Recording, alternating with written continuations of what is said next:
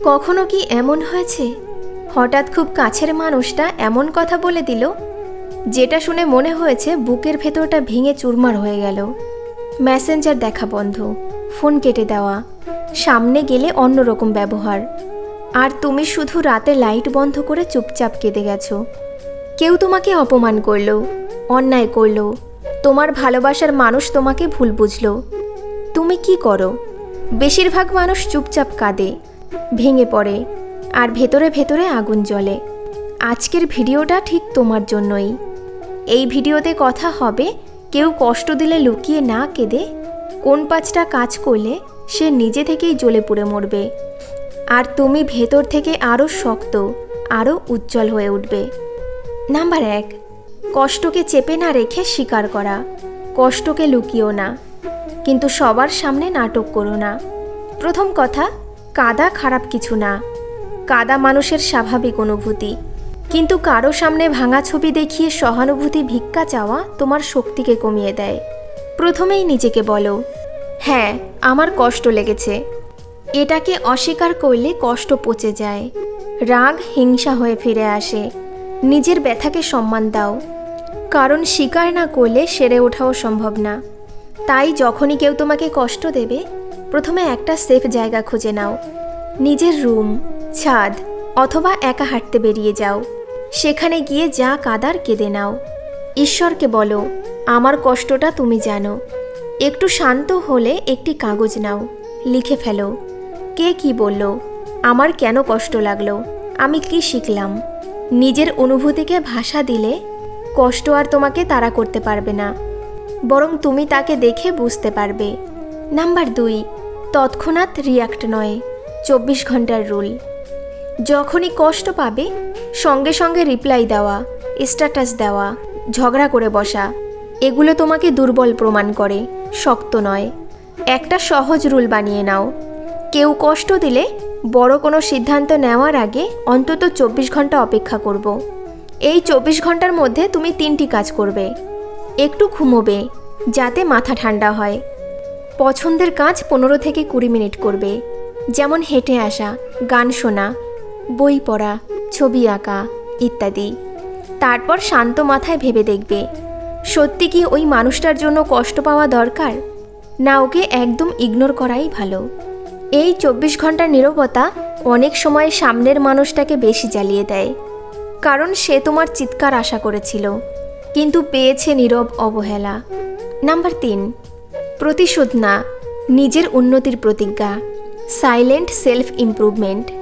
অনেকেই ভাবে ও আমাকে অপমান করেছে, আমিও কিছু একটা করে দেখাবো। অথচ প্রতিশোধের আগুনে যে সবার আগে পুড়ে যায় সে তুমি নিজেই।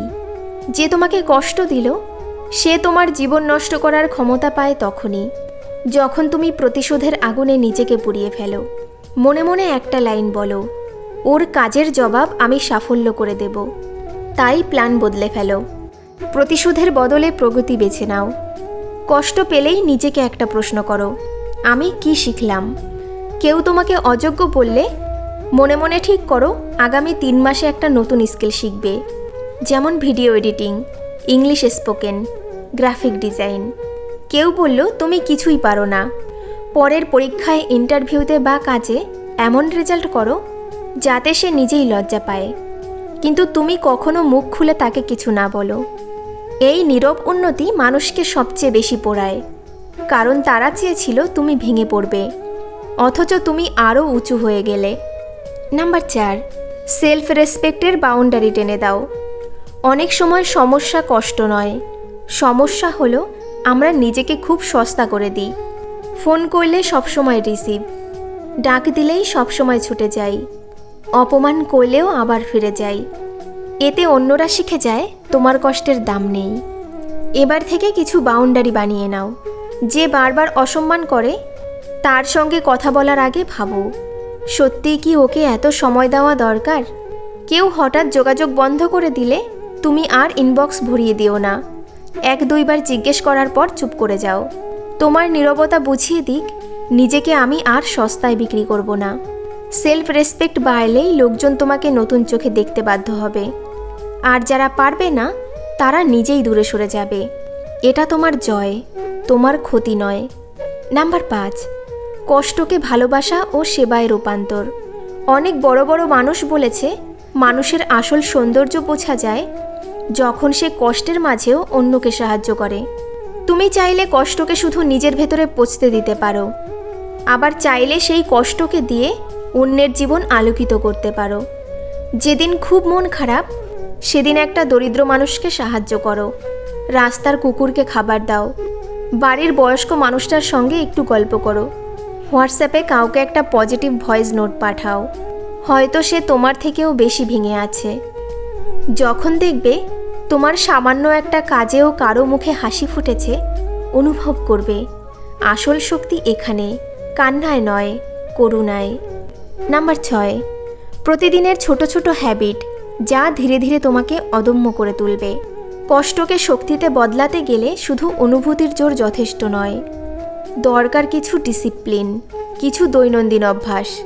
প্রতিদিনের জন্য 5টা ছোট রুল বানিয়ে নাও। ভোরে উঠে 5 থেকে 10 মিনিট নীরবে বসে মেডিটেশন করো, নিজের ভেতরের ঘূর্ণি শান্ত করার জন্য। কমপক্ষে 20 মিনিট নতুন কিছু শেখো, বই, কোর্স, ভিডিও, যাই হোক। দিনে অন্তত একবার ব্যায়াম করো, হাঁটা, ফ্রি হ্যান্ড, যোগব্যায়াম। শরীর শক্ত হলে মনও শক্ত হয়। রাতে ঘুমানোর আগে ফোন সরিয়ে রেখে 10 মিনিট নিজের দিনটা রিভিউ করো। আজ কি ভালো করলাম, কি ভুল করলাম, কাল কিভাবে আরও ভালো করব। যখন মনে হবে আমার জীবনটাই শেষ, তখন একবার চারপাশের মানুষের দিকে তাকাও। কত মানুষ আছে যারা রোগ, দারিদ্র্য, একাকিত্ব নিয়ে দিন কাটাচ্ছে, তবু হাসি মুখে অন্যকে সাহায্য করছে। প্রতিদিন অন্তত একজনকে ইচ্ছা করে পজিটিভ কিছু বলবে, তুমি পারবে, আজ তোমাকে ভালো লাগছে, তুমি করলে ভালোই করো। এসব কথাই অদ্ভুতভাবে তোমার নিজের মনকেও শক্ত করে। নিজের কষ্টের ভেতর থেকেও যদি তুমি কারো ছোট্ট একটা উপকার করো, একটা ভালো কথা, সামান্য সাহায্য, দেখবে তোমার ভেতরের জ্বালা ধীরে ধীরে আলো হয়ে উঠেছে। এই ছোট ছোট হ্যাবিটগুলো প্রথম কয়েকদিন কঠিন লাগবে, কিন্তু 30 দিন চালিয়ে গেলে তুমি নিজেই অবাক হবে কতটা বদলে গেছো। সে জ্বলে পুড়ে মরবে আসলে কিভাবে? অনেকেই ভাবে সে জ্বলে পুড়ে মরবে মানে সামনে দাঁড়িয়ে তাকে জ্বালিয়ে দেওয়া। না, আসল মানেটা ভেতরের। যে মানুষ তোমাকে কষ্ট দিয়ে ভেবেছিল তুমি ভেঙে যাবে, হেরে যাবে, সে যখন দেখবে তুমি আগের চেয়েও বেশি শান্ত, বেশি আত্মবিশ্বাসী, বেশি সফল, তখন তার ভেতরেই জ্বালা শুরু হবে।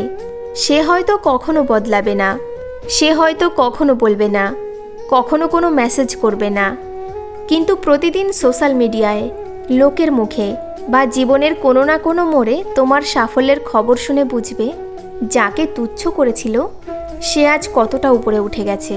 যে তোমাকে কষ্ট দিয়েছে তাকে ক্ষমা করে দাও নিজের ভালোর জন্য। ক্ষমা মানে ভুলকে সঠিক বলে দেওয়া নয়, ক্ষমা মানে নিজেকে হালকা করে ফেলা।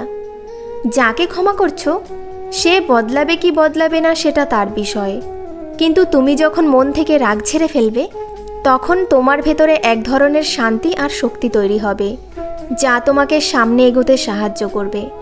তুমি আজ একটা সিদ্ধান্ত নিতে পারো, এখন থেকে কেউ কষ্ট দিলে আমি আর লুকিয়ে কাঁদব না। আমি কাঁদলেও সেটা হবে ঈশ্বরের সামনে, মানুষের সামনে হবে শুধু আমার সাফল্য। যদি মনে হয় ভিডিওর কথা তোমার মনে একটু হলেও আগুন জ্বালিয়ে দিয়েছে, তাহলে কমেন্টে লেখো, আমি কষ্টকে শক্তি বানাবো। আর এমন কাউকে এই ভিডিও পাঠিয়ে দাও যে আজ হয়তো একা বসে কাঁদছে। হয়তো তোমার শেয়ার করা এই ছোট্ট ভিডিওটাই তার জীবনের মোড় ঘুরিয়ে দিতে পারে। প্রিয় বন্ধু, ভিডিওটি শেষ পর্যন্ত দেখার জন্য অসংখ্য ধন্যবাদ।